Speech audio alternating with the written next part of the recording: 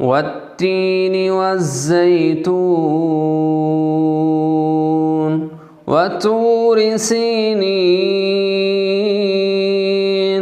وهذا البلد الأمين لقد خلقنا الإنسان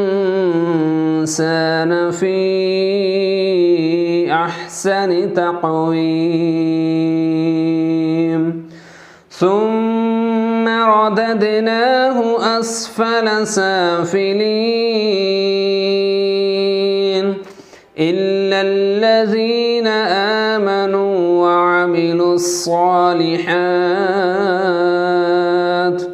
وعملوا الصالحات فلهم أجر غير ممنون